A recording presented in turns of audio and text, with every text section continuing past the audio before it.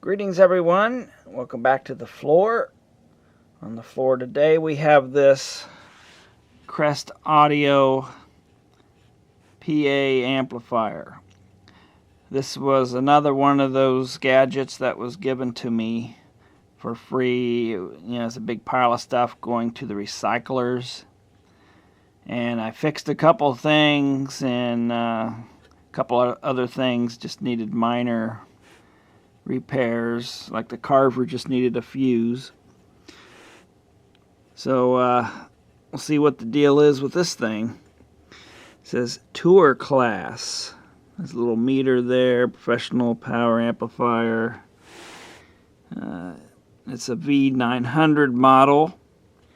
I like these flush controls, so they don't get broken off or accidentally changed.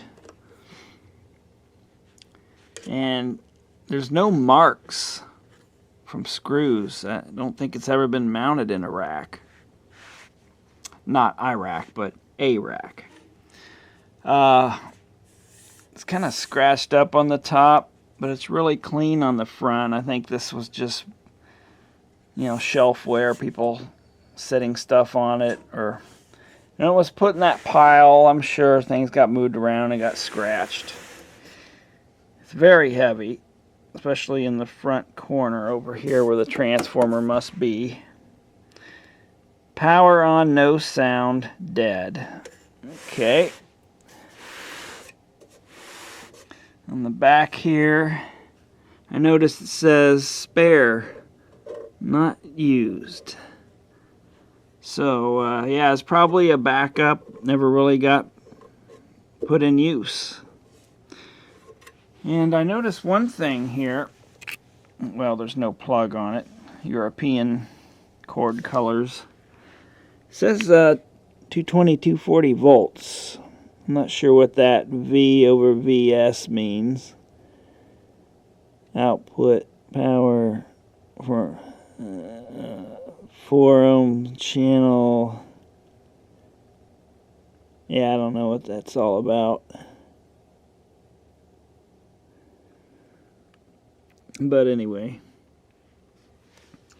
balanced input signals. I did find this paper on the web. This one's rated, this V900's rated 250 watts per channel into 8, 450 into 4, 550 into 2. 8 ohm bridged 900 watts and 4 ohm bridged 1100 watts. And I'm not going to read all these specifications here. Then this is funny. The power amplifier shall have 2 channels. Each channel shall deliver blah blah blah blah. Shall this, shall that. Like a mandate or something. Reads like a mandate. Read all that if you want. The amplifier shall have a net weight. The amplifier shall be designated the Crest Audio V900. Okay. No argument from me. Here's the stickers. Been sleeping. Hi, Sick. He doesn't meow a lot anymore. Usually when he gets hungry, then he meows. Hi, Sick.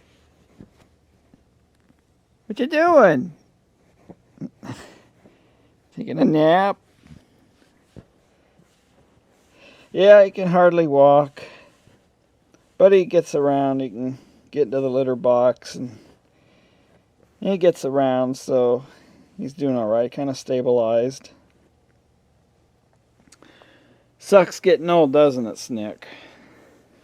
Here, look over here. There's a Snick. He just wants to sleep, I think. Well, I shall get a screwdriver and open this up before powering it up. Just poke around, make sure there's nothing visibly broken or burned. And I have 240 volts, so I can power this thing up. Shouldn't be an issue there. And yeah, we'll see if there really is a problem. I'm kind of thinking the guy just didn't see the tag on the back and assumed it operates on 120 volts and hooked it up and it didn't do anything. So he marked it as being dead. So, crossed my fingers here that it doesn't really need any service. It just was plugged into the wrong voltage and it didn't work. And we're in. This cover is heavy. I mean, everything really built sturdy. Here's the reason for the weight. That and the casing, that big power transformer. There's 4 of these 9500 microfarad Cornell Doublier or whatever they're called brand capacitors. And yeah, I don't think this thing was used other than the dust that got in and kind of settled. I don't see dust build up on the fan blades or dust build up where the air enters the heat sink. I like the thermal design. The air blows in here and you have the horizontal fins, so you get a lot of air across those fins and it blows out the side there, each side. So yeah, I like the thermal design. That's pretty good. And under here,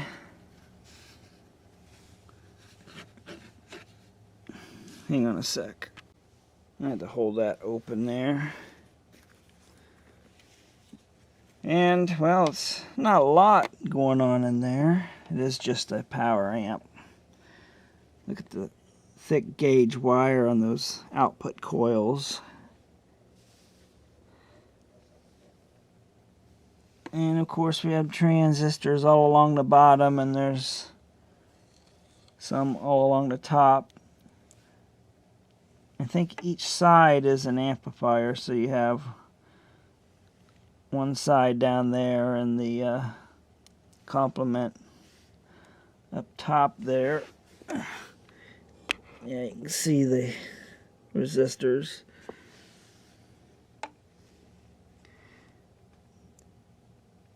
Yeah, just not a lot of dust.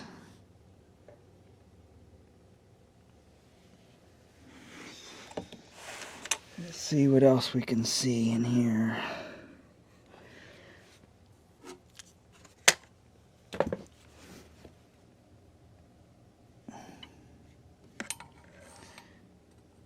Big heavy transformer. Makes a microwave oven transformer look puny.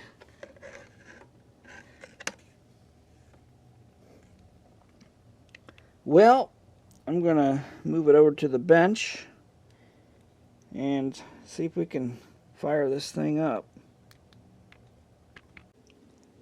Well, I hooked it up to 240 volts in a very dodgy way. But that's all I'll say about that. Let's see what happens.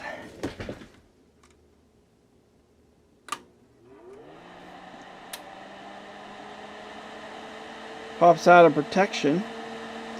I did already test the outputs for DC and nothing. That's a noisy fan. So I hooked up my speakers.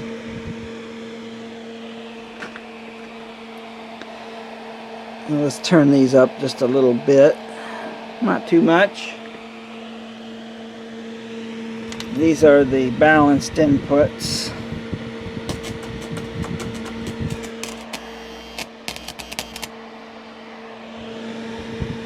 Right channel, or left channel, right channel. That sounds like a working amplifier to me. Let's see if I can hook up my preamp there. Put music through it. Okay, I hooked up the little preamp. the inputs there. They're balanced, but I'm just going to the plus side. And here we go. The Russian dance. Feel like playing some Tetris.